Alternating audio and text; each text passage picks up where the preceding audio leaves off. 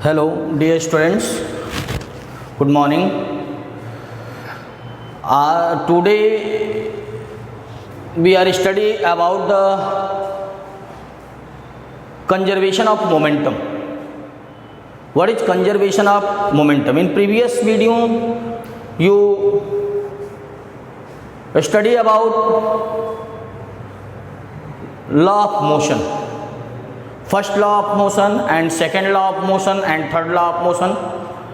But today, first, when a numerical given horse chord problem, यदि horse और cord problem से related numericals आते हैं तो उसको सॉल्व कैसे किया जाएगा, आपके कोर्स में नहीं है, थोड़ा सा हटके इसको ध्यान दीजिएगा. सपोज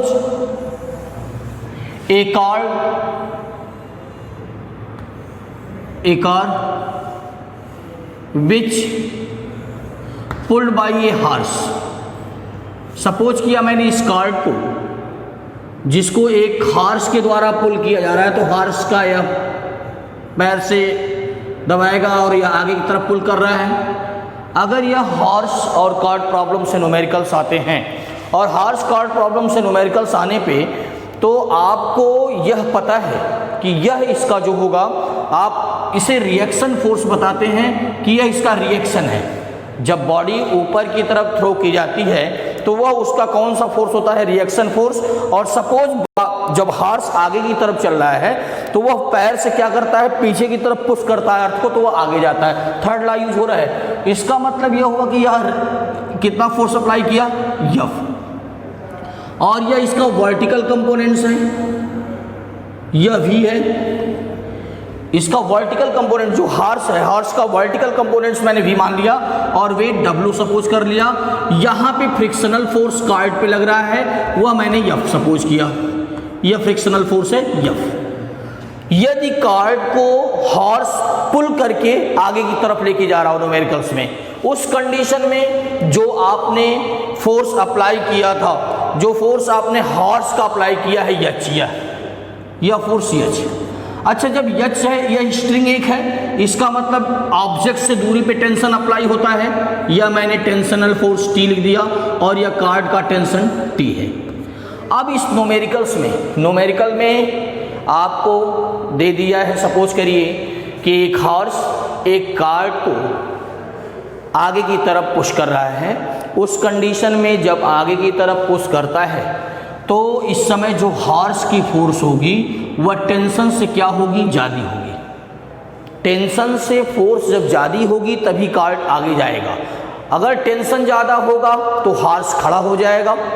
जैसे अगर दो बॉडी खींची जाए, यह ठीक है, तो इसको खींचेंगे तो यह किस तरफ जाएगा, जिधर फोर्स ज़्यादा होगा.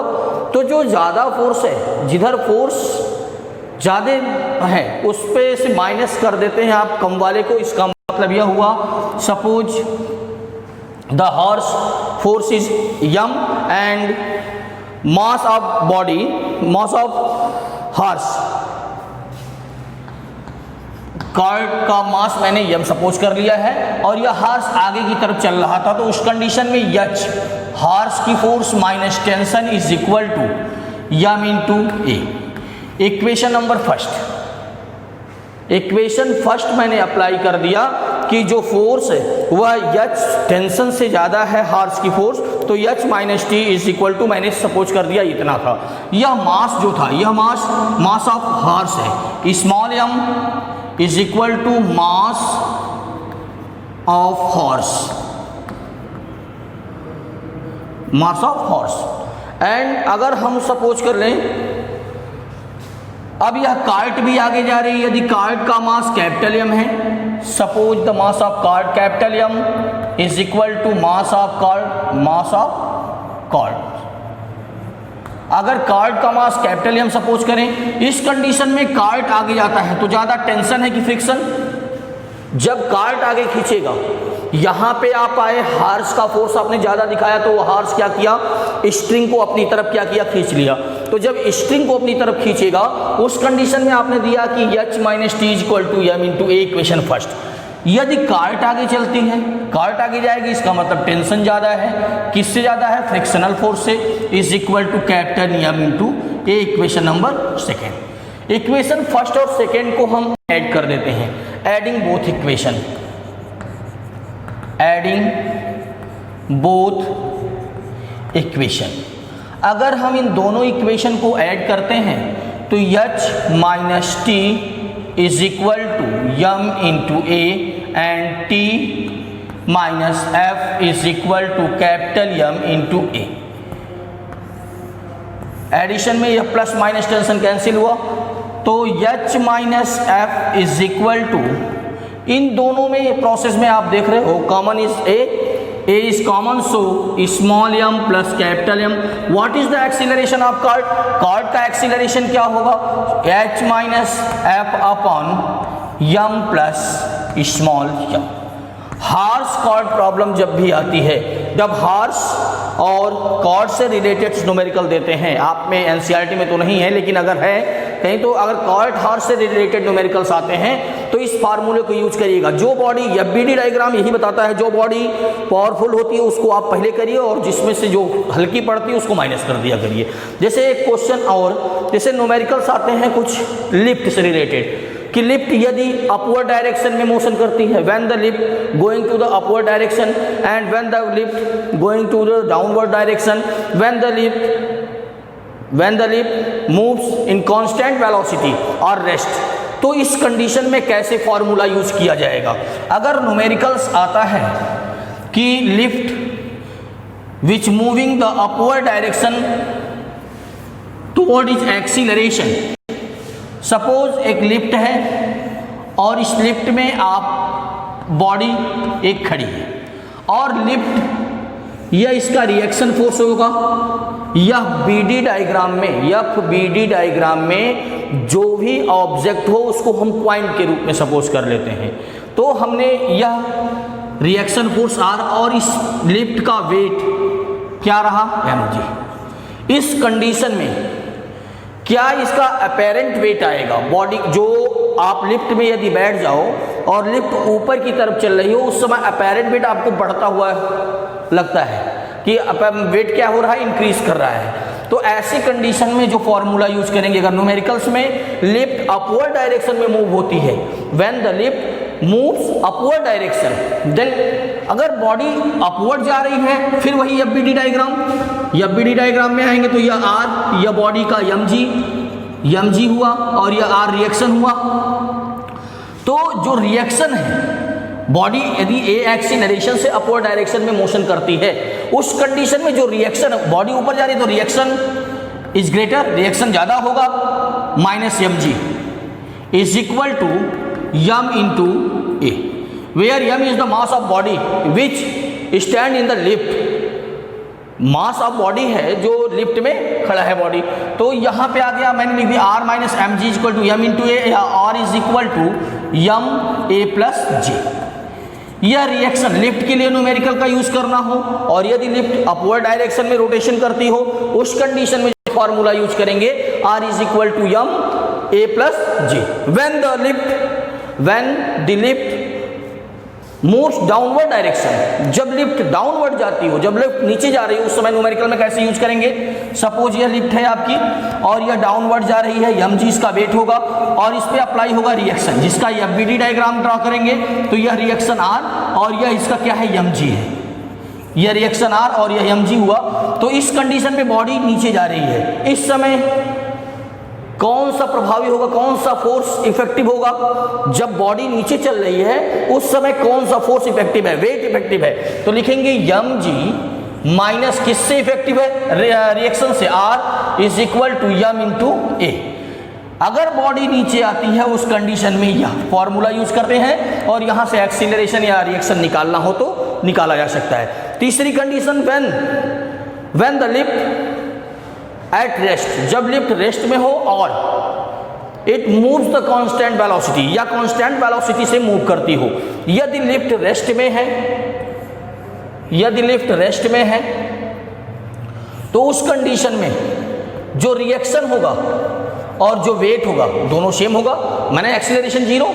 When a body moves constant velocity then its acceleration भी जीरो। एक्सीलरेशन कितना होगा? Zero. So we can write r minus mg is equal to m into a. Value of a is 0. R minus mg is equal to m into 0. So we find r minus mg is equal to 0 or r is equal to mg. If the lift in rest, then the reaction force always equal to the weight of the lift. जब body rest में होगी उस condition में जो reaction होता है वह किसके इक्वल हो जाता है? रिएक्शन जो होगा वो वेट के इक्वल आ जाएगा। तो ऐसे न्यूमेरिकल्स अगर आते हैं, न्यूमेरिकल लिफ्ट से रिलेटेड आ जाए, न्यूमेरिकल्स हॉर्स कार्ट रिलेशन से आ जाए, तो न्यूमेरिकल्स के लिए मैंने कुछ फार्मूले को बताया है कि कैसे कैसे यूज करेंगे। अच्छा, एक न्यूमेरिकल्स देखते हैं जो एनसीईआरटी न्यूमेरिकल है। ए elevator weighing 500 kg is moves 500 kg means mass, given mass 500 kg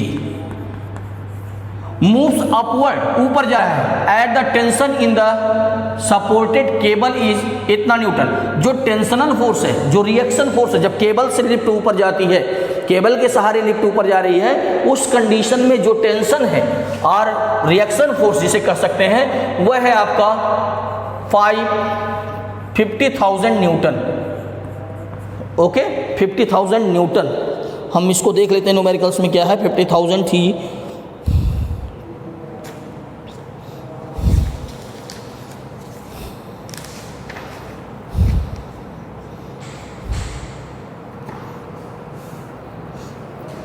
Newton. Okay, 50,000 newton and find the upward acceleration.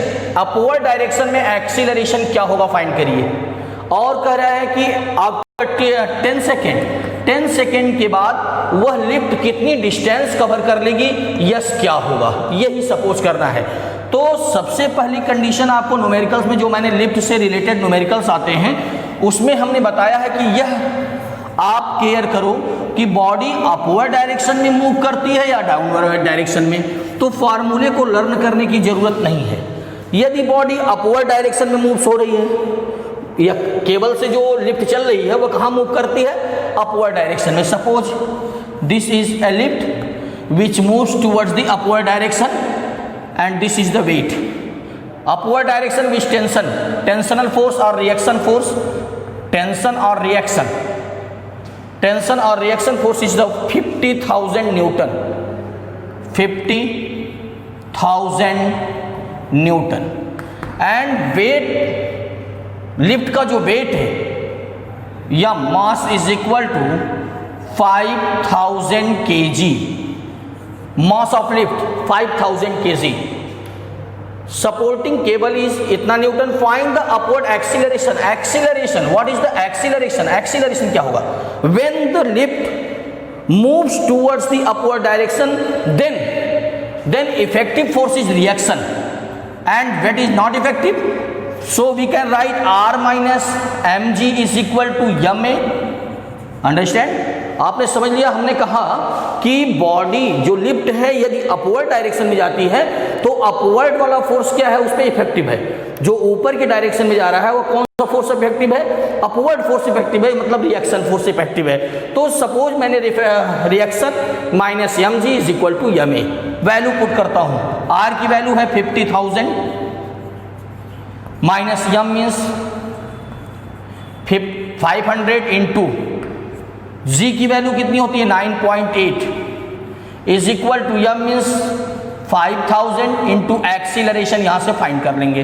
तो आप मल्टीप्लाई करते हो तो आता है 50,000 माइनस, मल्टीप्लाई करिएगा 1 2 3 0 1 2 3 0 1 2 3 0 1 2 3 मल्टीप्लाई करता हूं मैं।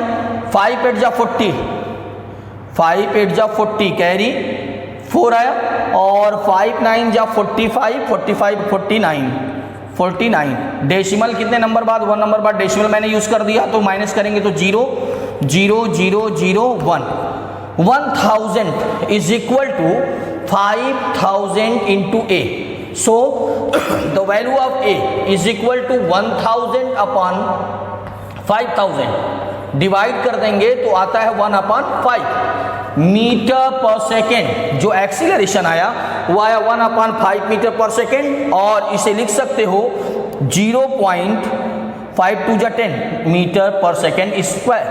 ओके, मैंने कहा कि लिफ्ट यदि अपवर्ड डायरेक्शन में मूव कर रही है, उस कंडीशन में आप इस फार्मूले को यूज करके न्यूमेरिकल सॉल्व कर सकते हैं। अब यह कहा है कि यदि 10 सेकेंड आफ्टर, 10 सेकेंड के बाद लिफ्ट कहां तक पहुंच जाएगी यह बताना है, तो हमें निकालना है कितना डिस्टेंस कवर करेगा। मोशन का इक्वेशन आपको पता है, h is equal to upward direction ut plus half gt square half at square, h find करना है, u initial velocity 0 into 10 plus half, a means 0.2 into t square, 10 10 जा 100। Solve कर देते हैं तो h is equal to, multiply करेंगे तो आएगा 10, मल्टीप्लाई करने को, अरे 0.1 आएगा, डिवाइड करेंगे तो 100 से मल्टीप्लाई 10 मीटर। ओके, तो आपको मैंने बता दिया कि 10 सेकेंड आफ्टर लिफ्ट जो होगी वह 10 मीटर के डिस्टेंस को कवर कर लेगी, और जो उसका एक्सीलरेशन होगा यह होगा। ठीक, तो हम चलते हैं क्वेश्चन पे आगे। क्या होता है conservation, linear conservation, conservation of momentum, linear conservation of momentum. यदि किसी सिस्टम पर, सिस्टम के कोई भी सिस्टम छोटे छोटे पार्टिकल से मिलके बन रहा है, अब हम जब भी यूज करेंगे छोटे छोटे पार्टिकल्स में डिवाइड करके, मैंने पिछले वीडियो में बताया था, कभी किसी प्रॉब्लम को सॉल्व करेंगे तो यदि कोई बॉडी छोटे छोटे पार्टिकल से बनी है और उस पर कोई एक्सटर्नल फोर्स अप्लाई नहीं होता हो, तो उसका मोमेंटम क्या होता है, कंजर्व्ड होता है। मोमेंटम क्या होता है, कंजर्व्ड। मोमेंटम कंजर्व्ड का मतलब होता है कि ना ही क्रिएट किया जा सकता लीनियर मोमेंटम को, ना ही डिस्ट्रॉय किया जा सकता। तो मोमेंटम हमेशा क्या होता है, कंजर्व्ड होता है। तो law of conservation, when no external force apply on the system, जब हम किसी सिस्टम पे एक्सटर्नल फोर्स अप्लाई नहीं करते हैं तो वह क्या होता है, उसका लीनियर मोमेंटम क्या होता है, कंजर्व्ड होता है। तो लीनियर मोमेंटम कंजर्व्ड होता है, तो सेकेंड लॉ से हम कैसे लीनियर मोमेंटम को, कंजर्वेशन को प्रूव कर सकते हैं, यह अगले वीडियो में।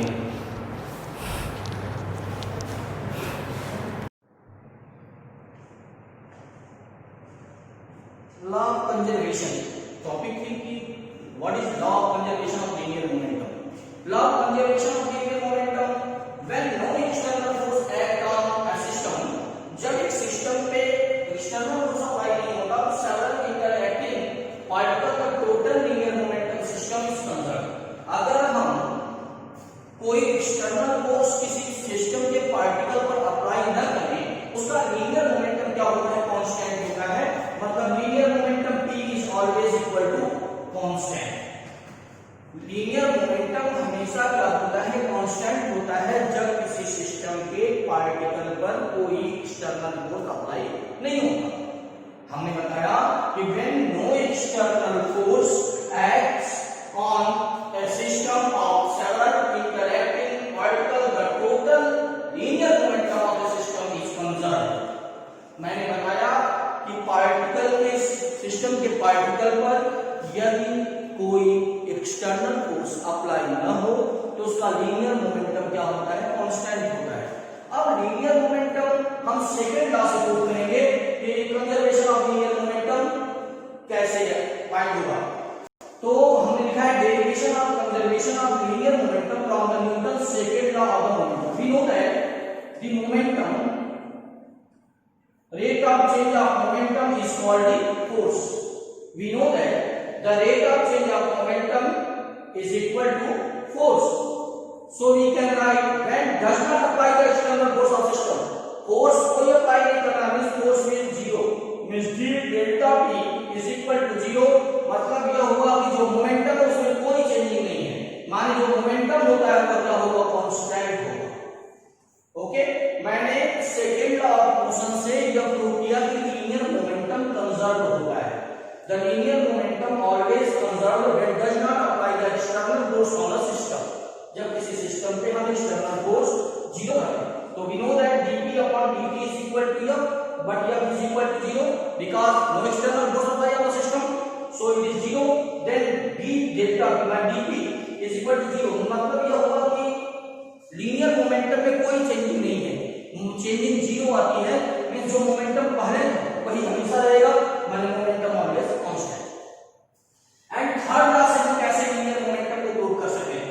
Suppose two body which mass m1 and m2 and its initial velocity u1 and u2 collide after t time के बाद ये कोलिजन करती हैं और वेलोसिटी इसकी v1 और इसकी velocity v2। we know that suppose this body A and this is B, तो FAB vector FAB by third law, Newton's third law, by Newton's third law by vector FAB is equal to minus vector FBA. Vector FAB impulse, what is impulse? Impulsive force, impulse delta F A to B, A जो interact करता force B पर into delta T F AB की value कितनी हो जाएगी? F AB या but you know that F AB is F AB means m into V, m1 V1 minus m1 U1, m1 V1 minus m1 U1, it is the impulsive force into delta T. Equation of the first one, vector FAB is equal to this, and similarly vector BA is equal to m2 V2 minus m1 m2 U2 into delta T. By third law of motion, FAB is equal to minus FBA. So we can write FAB is m1 V1 minus m1 U1 into delta T is equal to minus m2 V2 minus m2 U2 into delta T cancel, m1 V1 minus m1 U1 is equal to minus को multiply नहीं जब करते तो यहाँ minus हो जाएगा, minus m2 V2 and minus into minus plus m2 U2। Transfer इस value को मैं ट्रांसफर करता हूँ, कितना मिलेगा आपको? ट्रांसफर करने के बाद m1 V1 प्लस यह ट्रांसफर हो गया m2 V2 इधर आएगा, माइनस इधर आएगा, plus m2 V2 is equal to m2 U2 plus m1 U1। ये मोमेंटम इज कांस्टेंट, यहां भी आपने देख लिया मोमेंटम क्या है? कांस्टेंट, कंजर्व है, मतलब किसी चीज के कोलिजन के पहले का मोमेंटम कोलिजन के बाद जो मोमेंटम होता है उसके इक्वल आ रहा है। When two bodies is masses is m1 and m2 and velocity u1 u2 and collide each other, जब एक दूसरे से कोलाइड करते हैं तो जो टक्कर से पहले कोलिजन से पहले जो मोमेंटम था, जो कोलिजन से पहले मोमेंटम था बॉडी का, वही मोमेंटम कोलिजन के बाद है। कोलिजन से पहले का मोमेंटम, यह इंपॉर्टेंट फार्मूला है, इसको मैंने कर दिया और वर्क पावर एनर्जी के लिए टॉपिक आने वाली है अभी। मैंने बताया कि when two body rotate same direction, move same direction and collide each other, then the momentum before collision always equal to the momentum after collision। तो sum of momentum before collision, इसको मैंने थर्ड लॉ से prove किया है। Third law क्या था कि किसी बॉडी पे एक्शन के बराबर रिएक्शन अपोजिट डायरेक्शन में होता है। सो मैंने लिखा कि action is always equal to reaction but opposite direction. This is impulsive force.